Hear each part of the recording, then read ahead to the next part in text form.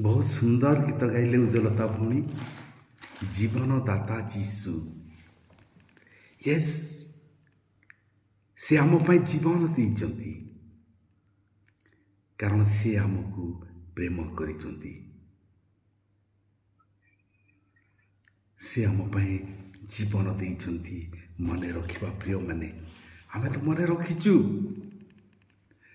सान बेलू जेतुन आमे संडे स्कूल गलु सेते बेलू आमे मने रखिचु। नुआ कौन अच्छी, सी तो आम पाई जीवन देइचंती। और विशेष करी ए लेंट समय उत्थान पर्व पर्यंत आमे समस्ते मने पकाउचु से आम पाई केते जंत्रणा सहय करिचंती। से आम पाई केते अपमान भोग करिचंती, ताड़ना सहय करिचंती। एथिरे नुआ कौन अच्छी, प्रत्येक वर्ष आमे रिन्यू करी चलीचु। वर्ष सारा आम मनरे दुख नहीं। प्रभु जीशु आम पाई दुख भोग कले, से आम मनरे दुख नहीं, अनुशोचना नहीं।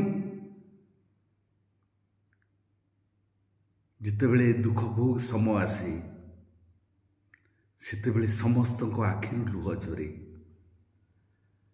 जेमती ए दुख भोग समय ही जीशु आपण मो जंत्रणा सहय करिसंती।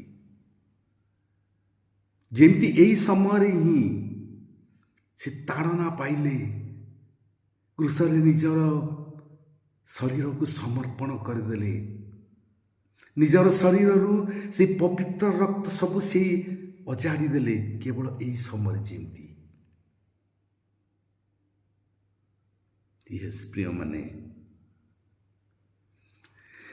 ये समय हूँ अनुताप करिवार समय, दुख करिवार समय नुहे। दुख भोग प्रभु जीशु करथिले।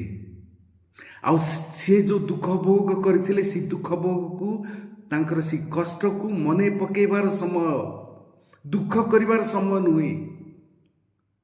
तांकर से दुख को, तांकर से जंत्रणा को, तांकर से अपमान को, से सहितबा ताड़ना को आज मने पकेबार समय। उत्थानर आनंद को पाइबा पाई निजको प्रस्तुत करिबार समय, परित्राण को ग्रहण करिबा पाई निजको प्रस्तुत करिबार समय। आज की आमे से परित्राण पाइबा पाई निजको प्रस्तुत करुचु प्रिय माने। जदि करुचु बहुत भलो। यस, आम पे से स्वर्ग राज्यर कबाट खुला होकर रही। आम पाई से सुंदर स्वर्ग रे परमेश्वर अपेक्षा करिकी रहिचंती। प्रभु जीशु आमर बाट को अनै रहिचंती। दूत माने हमको पाछोटी नबाकू प्रस्तुत ही रहिचंती।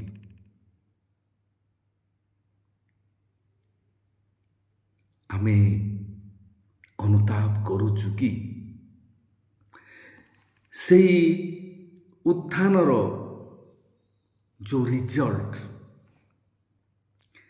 परमेश्वर प्रभु जीशु को ए पृथ्वी को पठेबार उद्देश्य, प्रभु जीशु ए पृथ्वी रे जंत्रणा से ही सही रुधिर ढाली मृत्यु भोग करिवार उद्देश्य आम जीवन रे आमे सफल करूचु कि?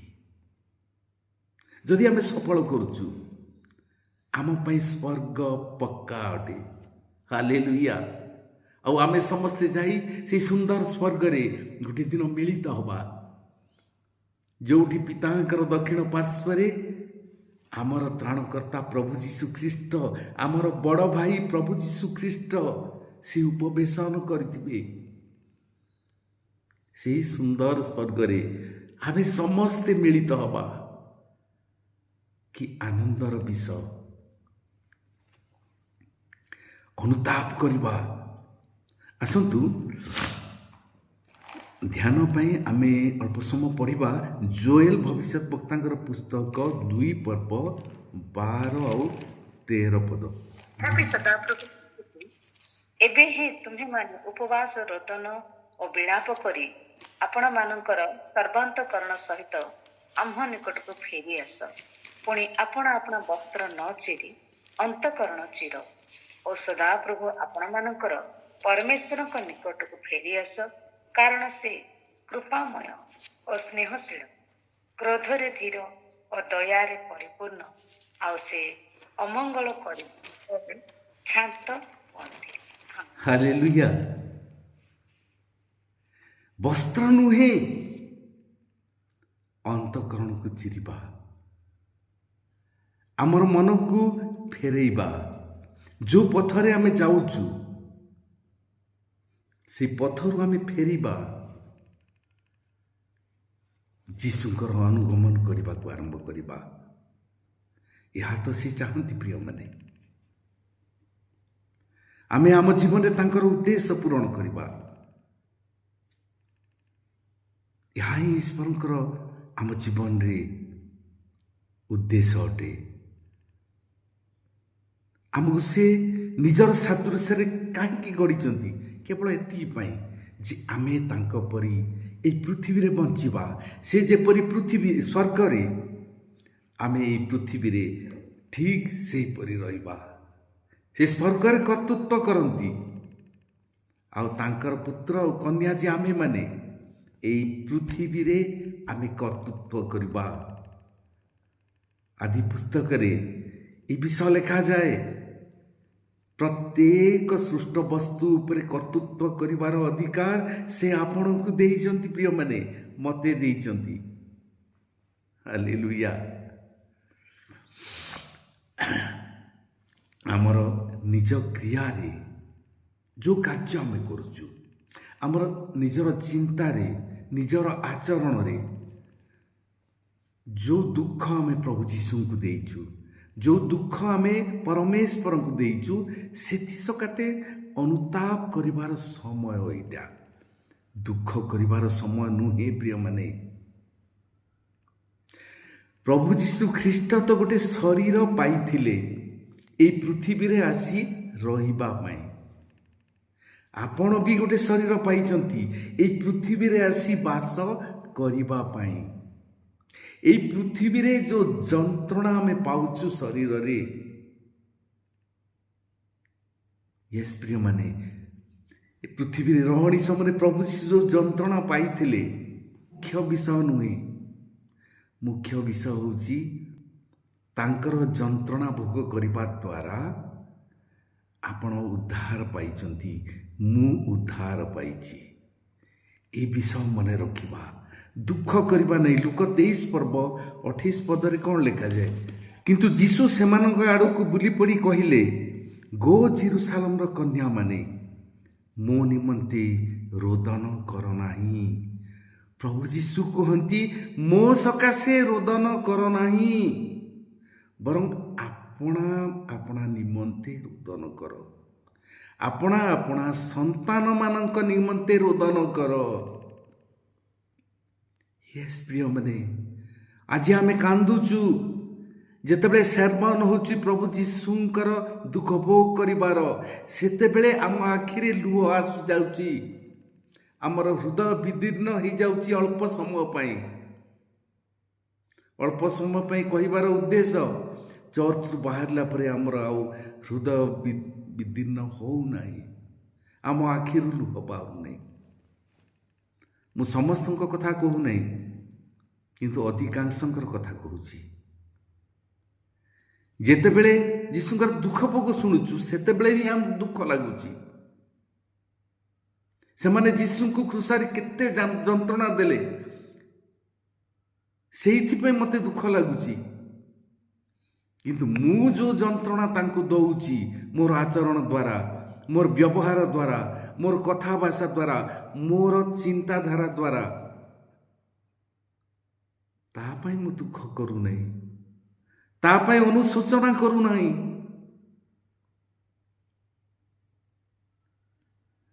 ଚିନ୍ତା କରିବା ସମୟ ଆସିଛି ପ୍ରିୟମାନେ। ତାଙ୍କୁ ସେଇ ଯନ୍ତ୍ରଣା ଆମେ ଦେଇଛୁ, କାରଣ ଆମର ପାପ ପାଇଁ ତାଙ୍କୁ এই ମୃତ୍ୟୁ ଯନ୍ତ୍ରଣା ଭୋଗ କରିବାକୁ ପଡ଼ିଲା। ଆମର ପାପ ସକାଶେ, ଆମର ଅଧର୍ମ ସକାଶେ ତାଙ୍କୁ କ୍ଷତ ବିକ୍ଷତ ହେବାକୁ ପଡ଼ିଲା, ନିଜର ଜୀବନ ଦେବାକୁ ପଡ଼ିଲା। ଏହି କଥା ଆମେ ଭୁଲି ଯାଉଛୁ। ସିଫ୍ଟିଂ ଅଫ୍ ରେସ୍ପନ୍ସିବିଲିଟି, ତା ପାଇଁ ଆମେ ଯେମିତିକି ରେସ୍ପନ୍ସିବଲ୍ ନୁହେଁ ପ୍ରଭୁ ଯୀଶୁଙ୍କର ମୃତ୍ୟୁ ପାଇଁ, କିନ୍ତୁ ପ୍ରକୃତରେ ଦେଖିବାକୁ ଗଲେ ପ୍ରଭୁ ଯୀଶୁଙ୍କର ମୃତ୍ୟୁ ପାଇଁ ଆପଣ ଆଉ ମୁଁ ହିଁ ଦାୟୀ ଅଟୁ। ଆମେ ଯେଉଁ କାର୍ଯ୍ୟ କରିଛୁ, ଆମେ ଯେଉଁ ପାପରେ ବୁଡ଼ି ରହିଥିଲୁ, ସେଇଥିପାଇଁ ତାଙ୍କୁ ମରିବାକୁ ପଡ଼ିଲା।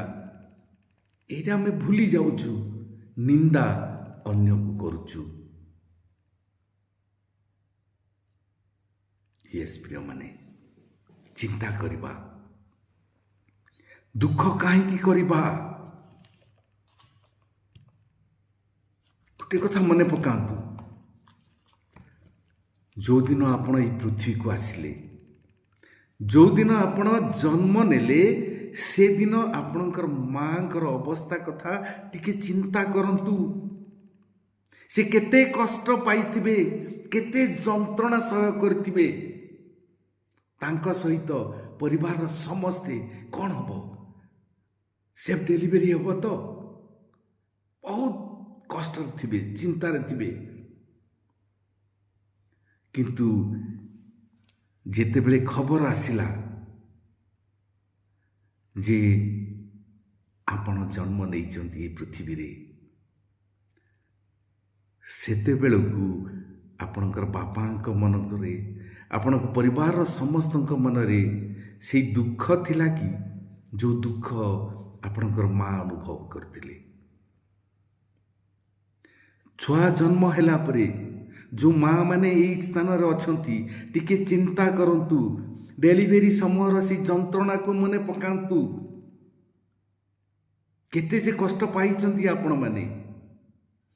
କିନ୍ତୁ ଛୁଆ ଜନ୍ମ ହେଲା ପରେ ଆଜି ପର୍ଯ୍ୟନ୍ତ ସେଇ ଯନ୍ତ୍ରଣାକୁ ଆପଣ ମନେ ପକାଉଛନ୍ତି କି?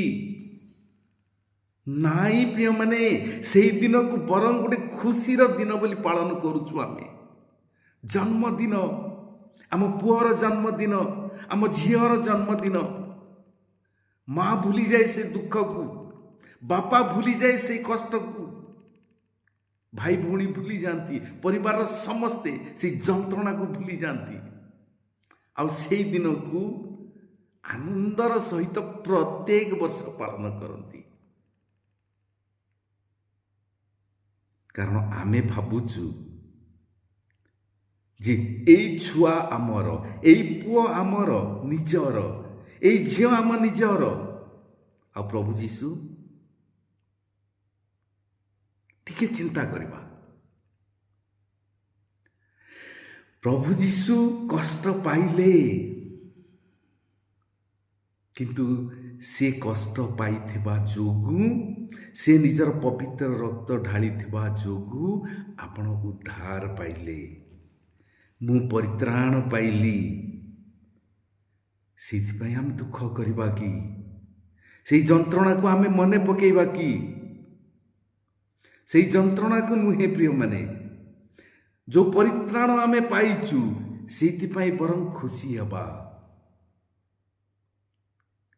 ୟେସ୍, ବାକ୍ୟରେ ଲେଖାଯାଏ, ଯୋହନ 16:21, ପ୍ରସବ ସମୟ ଉପସ୍ଥିତ ହେଲେ ସ୍ତ୍ରୀ ଲୋକ ଦୁଃଖ ପାଏ। ପ୍ରସବ ସମୟ ଉପସ୍ଥିତ ହେଲେ ସ୍ତ୍ରୀ ଲୋକ ଦୁଃଖ ପାଏ, କିନ୍ତୁ ସେ ସନ୍ତାନ ପ୍ରସବ କଲା ଉତ୍ତାରେ ଜଗତରେ ଜଣେ ମାନବ ଜନ୍ମଗ୍ରହଣ କଲା।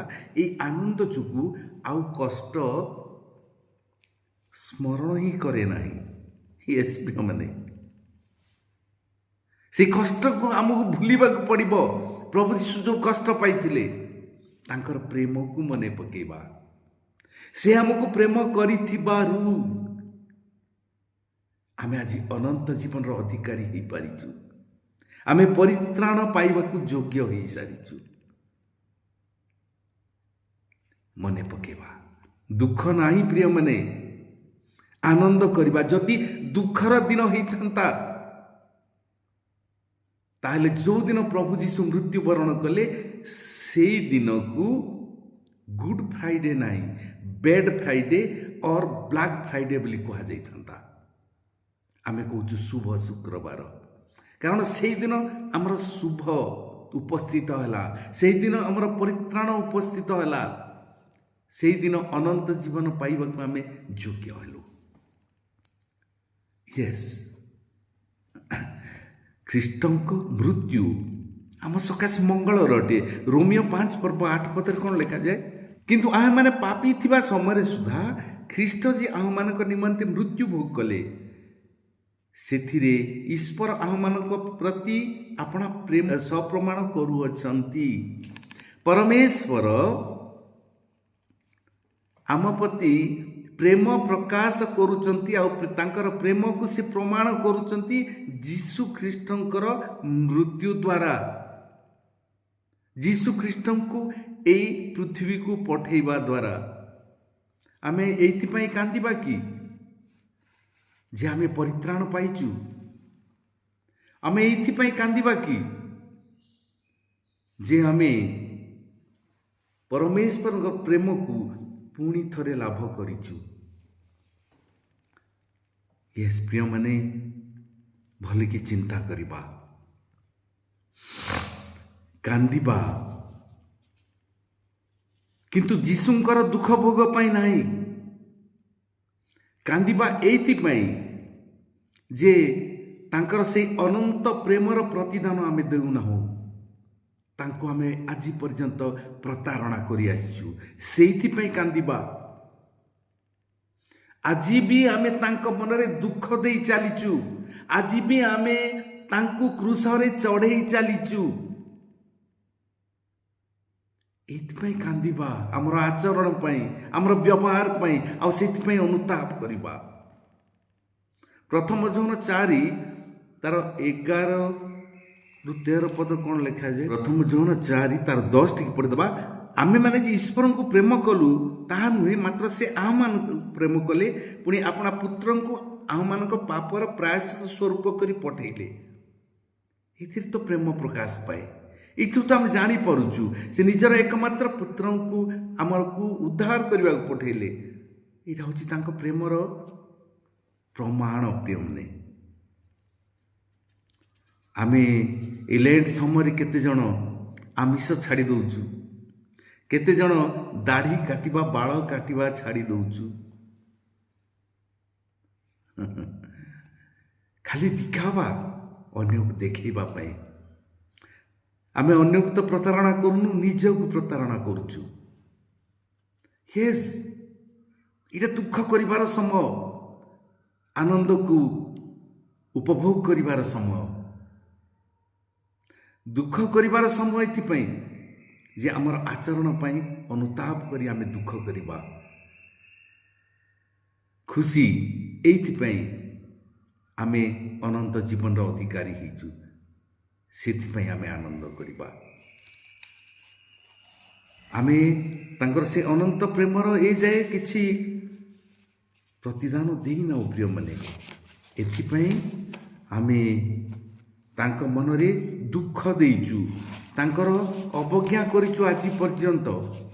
କାନ୍ଦିବା ଏଇଥିପାଇଁ ଆମ ଜୀବନରେ ଏଇ ପର୍ଯ୍ୟନ୍ତ ତାଙ୍କର ଉଦ୍ଦେଶ୍ୟକୁ ପୂରଣ କରିନୁ। ଯେଉଁ ଉଦ୍ଦେଶ୍ୟ ନେଇ ସେ ଆମକୁ ଏ ପୃଥିବୀକୁ ପଠେଇଛନ୍ତି, ତାଙ୍କର ସେଇ ଉଦ୍ଦେଶ୍ୟକୁ ଏଇ ପର୍ଯ୍ୟନ୍ତ ଆମେ ପୂରଣ କରିପାରିନୁ।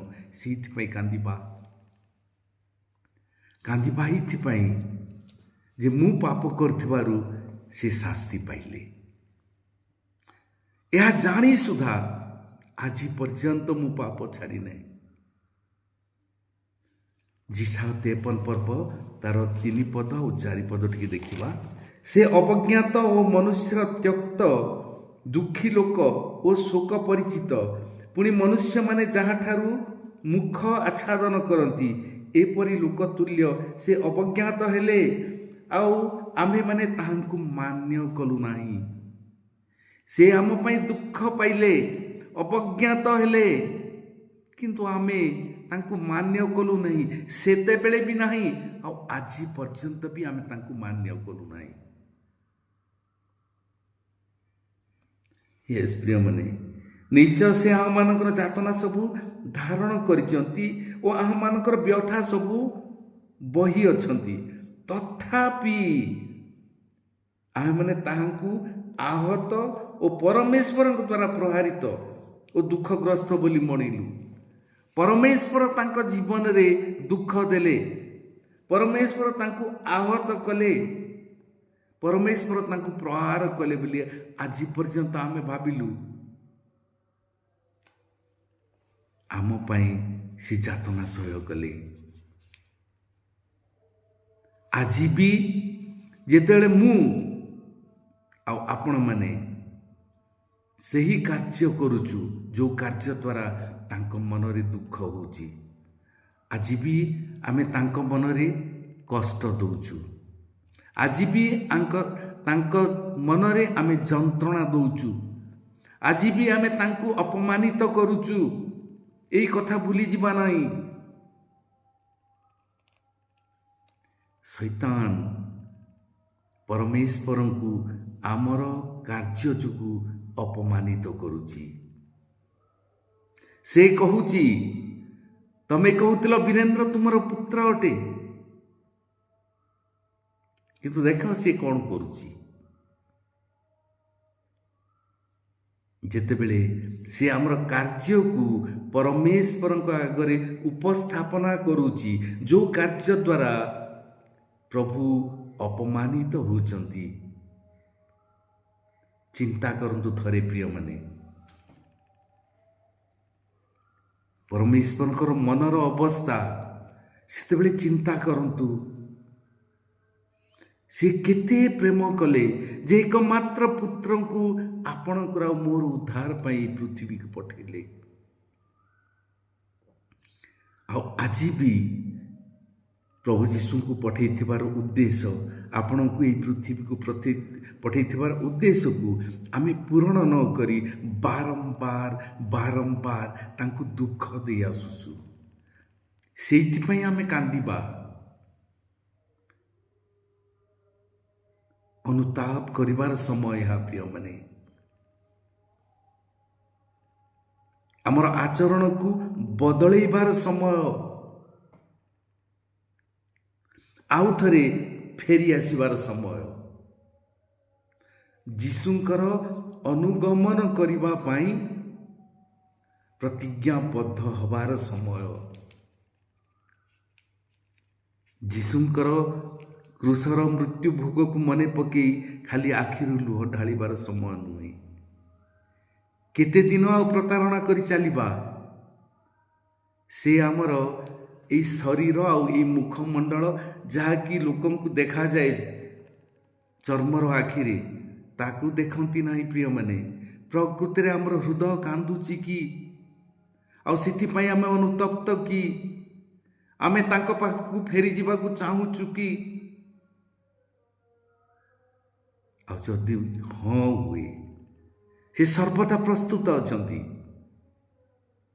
ଶୈତାନ ଆମ ଜୀବନରେ ପରୀକ୍ଷା ଆଣିପାରେ, ପ୍ରଲୋଭନ ଆଣିପାରେ, ପୁଣି ଥରେ ତା ରାସ୍ତାକୁ ନେବାକୁ ସେ ଚେଷ୍ଟା କରିପାରେ, କିନ୍ତୁ ସେ ସର୍ବଦା ପ୍ରସ୍ତୁତ ରହିବେ। ୟେସ୍, ମୋର ପୁଅ ଫେରି ଆସିଛି, ମୋ ପୁଅ ଅନୁତାପ କରି ମୋ ପାଖକୁ ଫେରି ଆସିଛି। ସେ ଦେଖିବେ ନାହିଁ ଯେ ଆମ ଦେହରେ କେତେ ମଇଳା ଅଛି, କେତେ ଚିରା ବସ୍ତ୍ର ପିନ୍ଧିଛୁ, କେମିତି ଆମର ବାଳ ବଢ଼ି ଯାଇଛି, କେମିତି ଆମେ ଅସୁନ୍ଦର ହେଇଯାଇଛୁ। ୟେସ୍ ପ୍ରିୟମାନେ, ସେ ହଜିଗଲା ପୁଅ ପରି, ତାକୁ ଯେମିତି ତାର ବାପା ପାଛୋଟି ନେଲେ, ଠିକ୍ ସେମିତି ସେ ଦୁଇଟି ହାତ ପ୍ରସାର କରି ଏବେ ବି ଆପଣଙ୍କୁ ଆଉ ମୋତେ ଅପେକ୍ଷା କରିଛନ୍ତି। ହାଲେଲୁୟା। ଆମେ ସାଧାରଣ ଲୋକ ନୁହେଁ ପ୍ରିୟମାନେ, ମୁଁ ସବୁବେଳେ କୁହେ, ଆମେ ସାଧାରଣ ଲୋକ ନୁହେଁ, ଆମେ ସ୍ୱୟଂ ପରମେଶ୍ୱରଙ୍କର ପୁତ୍ର ଆଉ କନ୍ୟା। ହାଲେଲୁୟା। ସମୟ ହେବାକୁ ଯାଉଛି, ମନେ ପକେଇବା କ୍ରୁଶରେ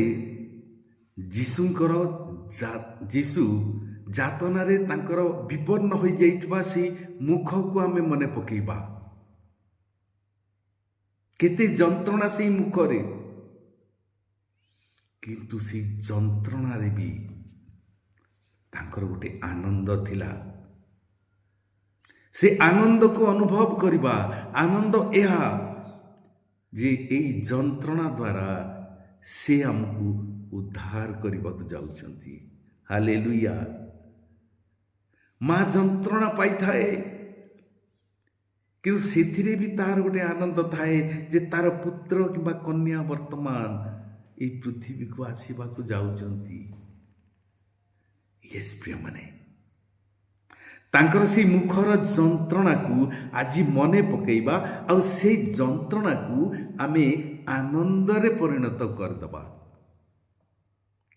ଆଉ ସେଇ ଆନନ୍ଦରେ ପରିଣତ କରିବାର, ସେଇ ଯନ୍ତ୍ରଣାକୁ ଦୂର କରିଦେବାର କେବଳ ଗୋଟିଏ ଉପାୟ ହିଁ ରହିଛି ପ୍ରିୟମାନେ, ଆଉ ତାହା ହେଉଛି ଅନୁତାପ କରିବା ଆଉ ଫେରି ଆସିବା।